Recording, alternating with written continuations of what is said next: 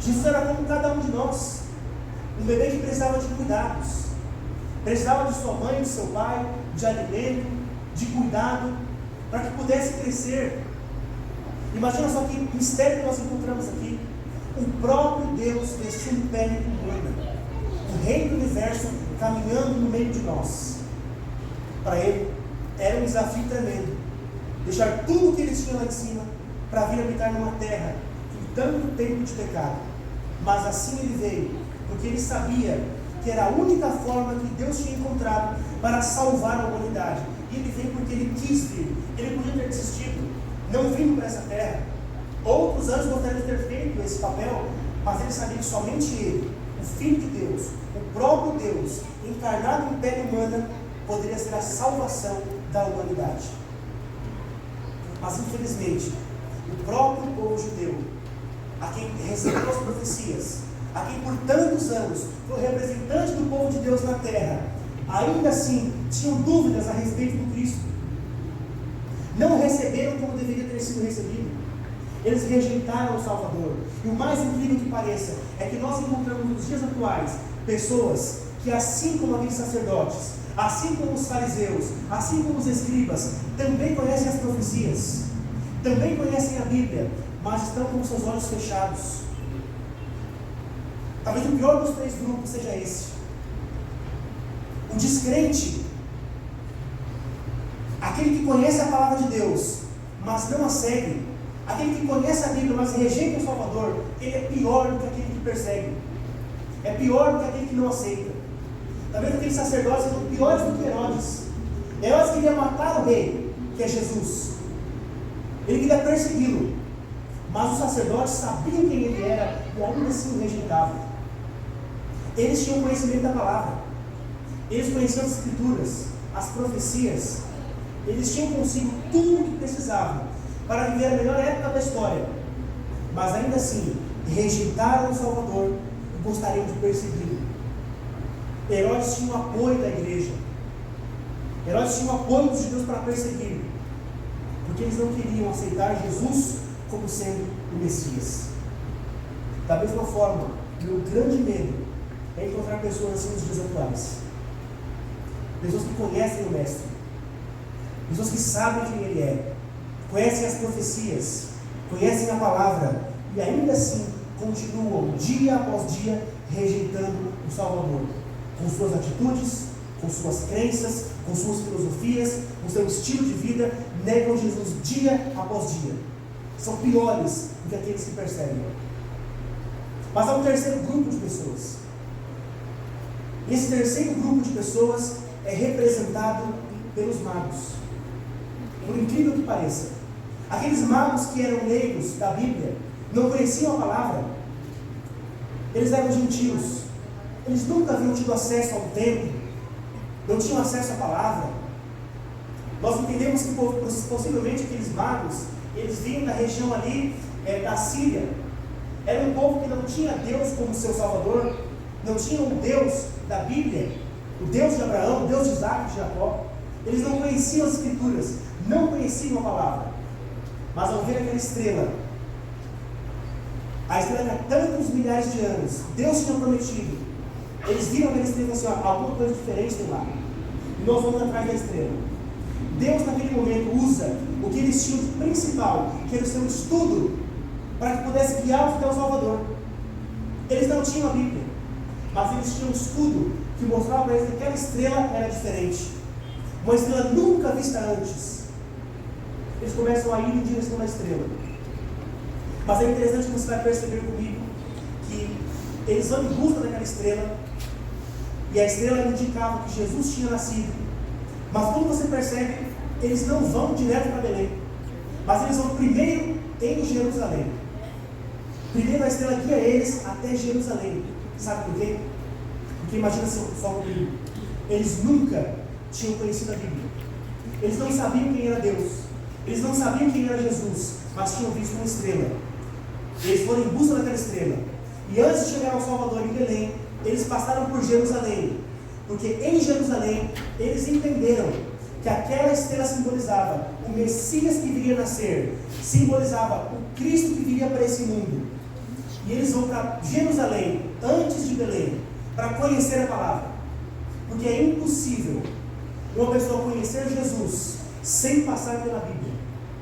É impossível alguém conhecer o Mestre sem passar pelas Escrituras.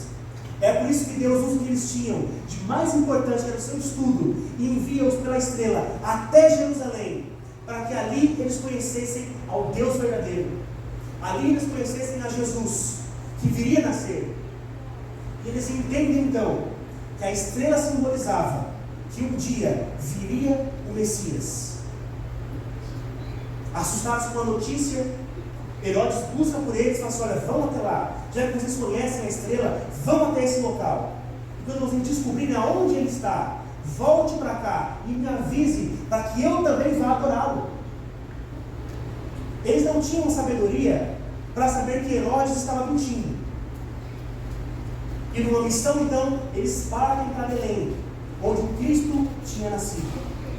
Mas é interessante que nós vamos quebrando aqui, talvez, algumas histórias que nós ouvimos desde o começo, quando somos crianças. A bela história que nós sempre contamos, a visita de 3 reis magos. Na verdade, a Bíblia não diz isso para nós. Ela nos diz que haviam magos. Não diz que eram 3, não diz que eles eram reis, mas diz que eles eram magos. Nós dizemos que eram 3 pessoas, porque haviam ali 3 presentes. Era ouro, o incenso e a mirra. Mas não sabemos se eram 3 pessoas. Às vezes pode ser que, por exemplo, a igreja se junta para dar um só presente para um pastor. Então, é um presente e representa talvez 200 pessoas. Naquele momento nós tínhamos 3 presentes e simbolizamos 3 pessoas. Podiam ser mais, podiam ser menos. Sabemos que era mais de um, porque eram uns magos que visitaram Jesus. Não sabemos quantos eram. E eles também não eram reis. Mas é interessante que eles passam por Jerusalém, eles conhecem a palavra, e a mão de Herodes, eles vão atrás da estrela. E agora sim, depois de conhecerem a palavra, de saberem quem era o Mestre, quem era o Messias, eles vão até lá. Mas chegando em Belém, você percebe que a Bíblia vai dizer para nós que eles entram numa casa. O versículo 11 diz para nós: entrando na casa, viram um menino com Maria, sua mãe. Nós entendemos aqui que esse período em que Jesus nasce e tem um encontro com os magos, passaram-se aproximadamente 2 anos. Não foi no momento que ele nasceu que ele recebeu a visita. Você percebe que eles já não estavam mais na estrebaria, eles já não estão mais na manjedoura, mas eles já estão numa casa. Ali ficou Maria e José por algum tempo. E ao se encontrarem com Jesus, eles percebem que a estrela tinha guiado para aquele momento, para aquele lugar, e eles reconhecem o Salvador. E é por isso que Jesus, ainda uma criança, ele tinha sido reconhecido por aqueles homens, que na frente deles estava simplesmente o Rei do Universo, o Rei dos Reis, Senhor dos Senhores, o verdadeiro Deus em pele humana, estava na frente daqueles magos. E a primeira atitude que eles tiveram foi se prostrar aos pés de Jesus. A primeira atitude daqueles que há um tempo atrás não sabiam quem era o Mestre foi simplesmente se ajoelhar na frente dele e prestar a sua adoração ao Rei do Universo. Eles adoraram Jesus porque eles sabiam que na frente dele não estava qualquer pessoa, mas estava simplesmente um homem que salvaria a humanidade.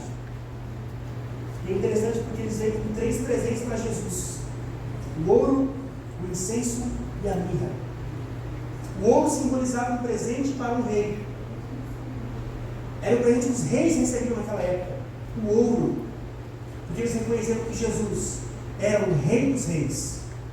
Na frente deles, entregavam o ouro, porque estava um rei perante eles. E também entregavam o incenso. Talvez você se lembre que o incenso ele era utilizado no santuário. Por quem? Pelo sacerdote. Eles reconheciam que Jesus é o nosso sacerdote, é o nosso sumo sacerdote, e entregavam para ele um presente que os sacerdotes recebiam, que era o incenso. Ele recebe ouro como sendo rei, ele recebe incenso como sendo nosso sumo sacerdote, e ele também recebe a mirra. A mirra era um perfume utilizado somente para passar no corpo de pessoas que haviam falecido. A mirra era o que era usado no corpo dos mortos, porque naquele momento eles também reconheciam que na frente deles estava aquele que veio para morrer em nosso lugar. O ouro para o Rei dos Reis, o incenso, o nosso sumo sacerdote, e a mirra para aquele que viria a morrer no meu e no seu lugar. Mas acontece então, depois disso aqui, eles encontram Jesus, eles adoram o rei, eles entregam seus presentes, e agora eles têm que voltar para Herodes, para contar aonde estava o menino. A ideia de Herodes era descobrir onde estava, para que mandasse matar. A essa altura do campeonato, Herodes já sabia que o menino devia ter por volta de 2 anos de idade. E é por isso que ele manda matar todas as crianças. Imagina só, uma matança geral. As crianças de 2 anos para baixo, todas vão morrer. Na região ali da Judéia, na região de Belém e as circunvizinhanças ali.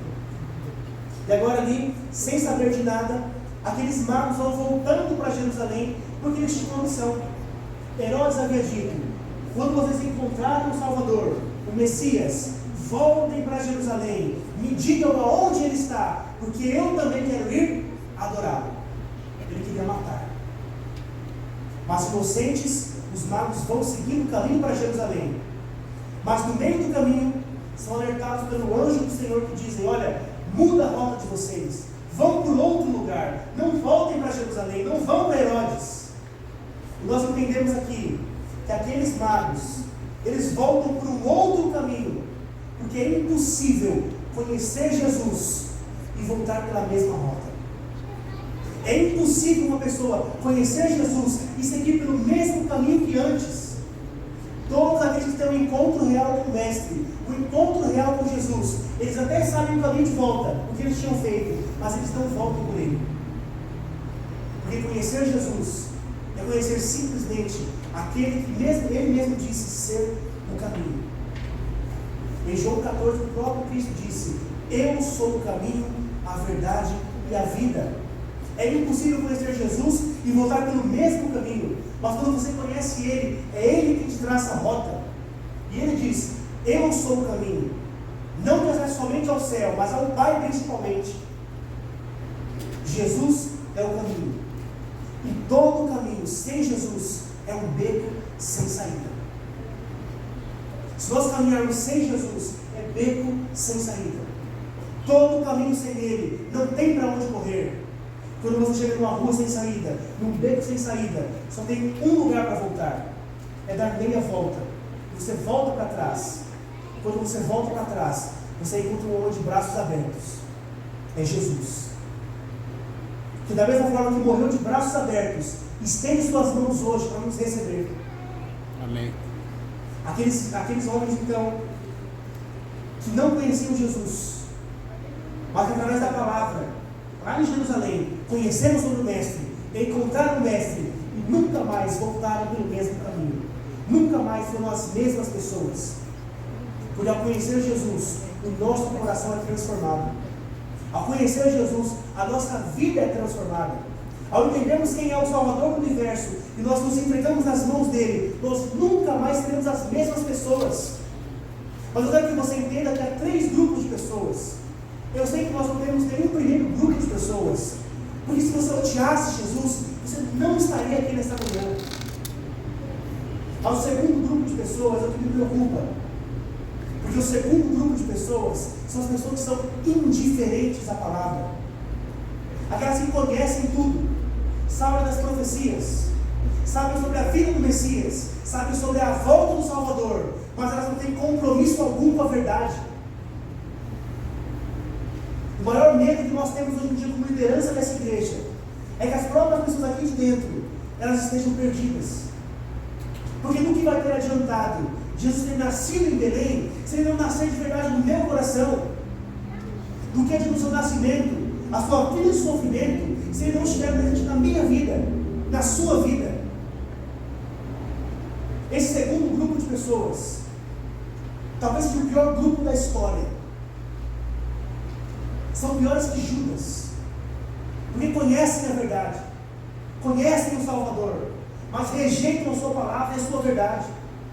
A igreja de Deus hoje em dia, ela precisa de um reavivamento, Você percebe através do mundo político, do mundo religioso, da natureza em geral, que nós vivemos os últimos dias da história. Falta muito pouco tempo para que Jesus volte. E a pergunta que fica para nós, o que nós temos feito em relação a tudo que Ele fez por nós? Um Jesus que veio se entregar por pecadores como cada um de nós. Um Jesus que poderia ter ficado no céu, com a adoração dos anjos, toda a glória e majestade que Ele tinha no céu. Mas Ele decide vir na terra como um bebezinho. Um homem comum, com problemas, como nós temos também. Jesus era homem como cada um de nós. O próprio Deus, em pele humana, Ele se humilha para que eu e você pudéssemos ter a chance de um dia ter vida. E é por isso que nós entendemos que de nada vai adiantar Jesus ter nascido um dia lá em Israel, lá na região da Palestina, em Belém. De nada vai ter adiantado se nós, como seres humanos hoje, como filhos de Deus, rejeitarmos tudo o que Ele fez por nós. Meu grande medo é esse. Somos o segundo grupo de pessoas. Mas aí está um terceiro grupo. O terceiro grupo de pessoas, representado por aqueles magos, que ao encontrar com Jesus, eles adoraram e não voltaram pelo mesmo caminho. O terceiro grupo de pessoas são aquelas que conhecem a Jesus e adoram verdadeiramente o Mestre. Nos últimos dias da história desse universo, nós não temos mais nada a fazer senão vir até aqui para adorar o Rei dos Reis e Senhor dos Senhores. Jesus, que veio para essa terra, se entregou por nós, nasceu, morreu, ressuscitou, subiu ao céu e voltará para nos buscar. Nós cremos nesse Deus. Ele habita no meio de nós. Ele está entre nós, acima de nós, dentro de nós, em todos os espaços. Está ansioso, apelando todos os dias no nosso coração: filho, muda de rota, não volta pelo mesmo caminho, porque agora você é diferente. Mas o GPS da sua vida é você quem coloca o destino. Você escolhe se vai voltar para aquela rota ou vai seguir um caminho diferente. Hoje, mais uma vez, Deus está colocando na sua frente a oportunidade de recalcular a sua rota.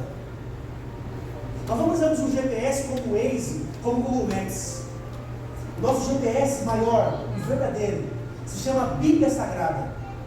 A palavra de Deus é o nosso único guia verdadeiro. Se nós precisamos de um GPS, aqui está o verdadeiro. A palavra de Deus é a única que pode nos levar no lugar que nós nunca deveríamos ter saído, que é a presença de Deus. O apelo que eu faço ao seu coração hoje é que ao enxergar tudo que Jesus fez por você, você não rejeite como aqueles sacerdotes. Você não feche os olhos para tudo que Ele fez por você, mas pelo contrário, aqueles magos gentios que nunca haviam conhecido o Mestre, mas tendo seu primeiro contato com o Salvador, nunca mais foram a mesmas lições. Uma vez eu conheci esse Salvador, e eu pude entender que não havia nenhum outro caminho que eu podia seguir, se não ser esse. Porque é impossível a gente ir para o céu de forma empurrada. Ninguém chega lá sem querer. A graça é de graça, Ele já fez tudo por nós. Nós não temos preço a pagar, porque Ele pagou por tudo. Mas Ele ter pagado por tudo teve um preço muito alto para Ele, o seu próprio sangue. E somente aqueles que aceitam verdadeiramente e mudam a sua rota, mudam a sua vida, e o seu passaporte carimbado para a eternidade. Quando Jesus pisou nessa terra, ainda como um bebezinho, Ele veio para emitir o nosso passaporte. Ele pagou por tudo. A viagem já está paga. O voo não tem data de partida, já tem hora marcada. Mas para que você embarque numa viagem, você sabe muito bem, tem que realizar o check-in. Se você chegar na sua viagem sem o seu check-in, você não entra. O nosso check-in tem que ser agora. Nós não conhecemos o dia de amanhã. A nossa vida nos causa muitas surpresas. Nós desconhecemos os 10 segundos da frente. Não sabemos o futuro. Muitas vezes nós viemos para a igreja ouvimos um sermão talvez e pensamos: Senhor, eu tenho que me entregar, mas não é a hora não é agora. Eu preciso mudar primeiro. Eu preciso mudar a minha vida e depois eu me entrego para você. Quero dizer uma coisa: ninguém muda para aceitar Jesus. Nós aceitamos Jesus e Ele nos muda. É diferente. É no caminho. Porque nós não conhecemos o futuro. Muitas vezes a gente fica: amanhã eu aceito, amanhã eu me batizo, amanhã eu venho para a igreja, amanhã eu aceito Jesus. E pode ser que numa fração de segundo nós não conhecemos o dia de amanhã. E às vezes uma doença, às vezes um acidente, uma fatalidade, sempre a nossa vida, sempre nós tenhamos a oportunidade de falar: Senhor, aqui estou eu quero me entregar a Ti. Não conhecemos o dia de amanhã. A vida é muito curta, a vida é muito frágil. Nós não temos o controle da natureza, nós não temos poder sobre a morte, não temos controle sobre a morte, mas temos o controle do nosso pensamento, o controle da nossa decisão. E a nossa decisão pelo lado de Jesus tem que ser agora, não é depois, não é amanhã, é agora. Amém. Desconhecendo o futuro, nós nos entregamos ao Salvador para dizer: Senhor, independente do que aconteça daqui para frente, eu quero que o Senhor transforme a minha vida, eu quero que seja diferente, porque eu quero ser transformado pelo Senhor. Já que mesmo que a gente não merecesse, o Senhor nasceu nessa terra, eu quero nascer no reino de Deus. Da mesma forma que o Senhor viveu nessa terra, eu quero viver por Ti. E se o Senhor morreu por mim, eu quero viver por Você. E a sua decisão hoje tem que ser simples, para dizer: Senhor, já que o Senhor nasceu por mim, o Senhor veio a essa terra sem que eu merecesse, eu vou viver uma vida que vale a pena. Uma vida que vale a pena não é gastando dinheiro com casas, com carros, com tantas coisas por aí fora. Uma vida que vale a pena é uma vida dedicada na causa de Deus. Não há problema algum de ter suas propriedades, ter as suas casas, os seus carros, mas de nada vai adiantar investir tudo que você tem e perder o que é mais importante, que é a sua vida eterna. Daqui não levamos nada. Só sobra uma coisa para levarmos para lá: a nossa consciência. É a única coisa que vai sobrar.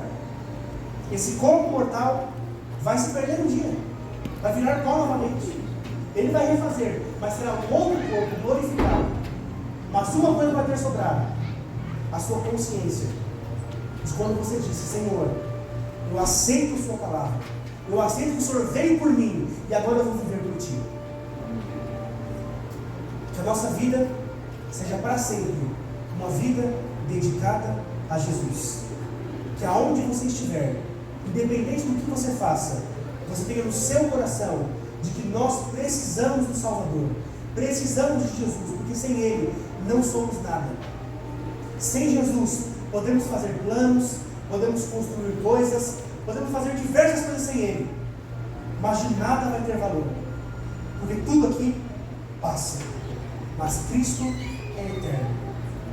Ele está vivo para sempre, estará conosco para sempre, mas a decisão tem que ser agora, para dizer: Senhor, eu aceito a Sua palavra e vou transformar a minha vida através do Senhor.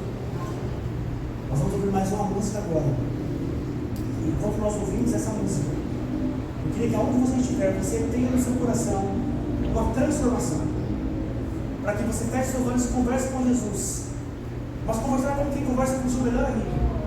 Sabe quando você desabafa com o seu pai, com a sua mãe, talvez com a sua esposa, seu esposo, o seu melhor amigo, a sua melhor amiga?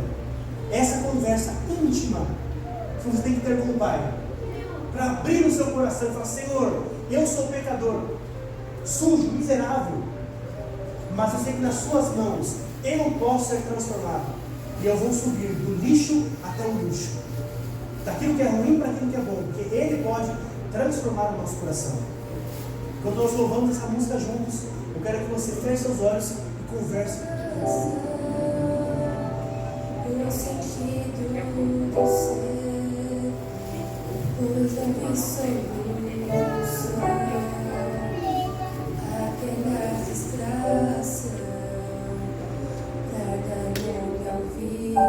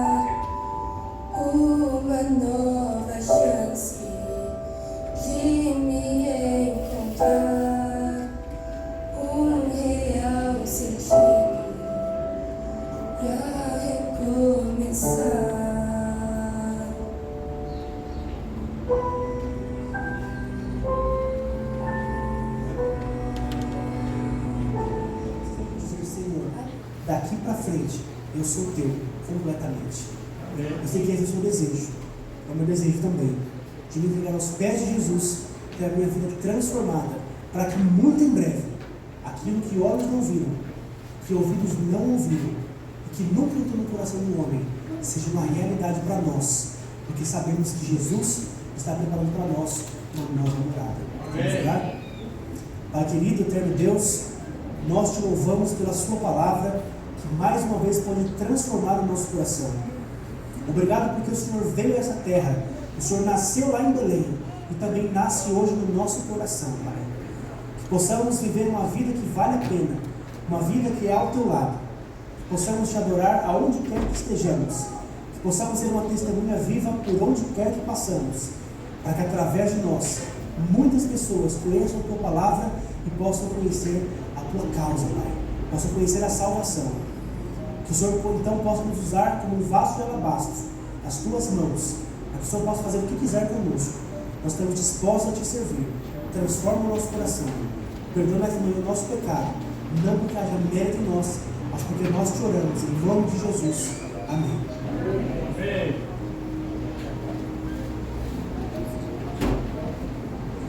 Muito bem, muito obrigado, pastor Luiz, pela mensagem. Pastor Luiz Augusto vai estar ali à porta para cumprimentar os irmãos. E eu fico muito feliz que nós vamos sair hoje na nossa igreja com o nosso espírito alimentado. Amém? Nesse momento eu queria chamar os gravadores, as crianças, os aventureiros. Nós vamos sair, irmãos, esse mês de setembro cantando um hino diferente, tá? Se acostume comigo.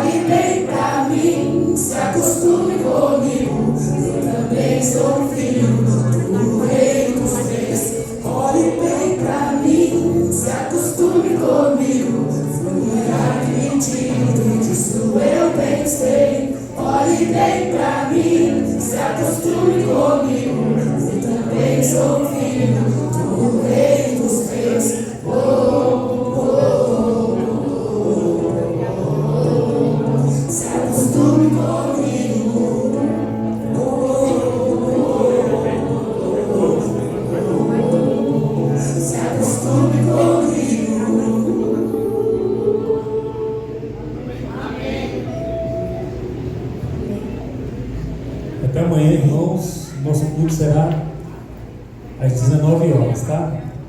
E lembrando aos irmãos que hoje nós vamos fazer entregas de marmitas, tá? Vamos nos encontrar aqui na igreja a partir das 6h30 da tarde.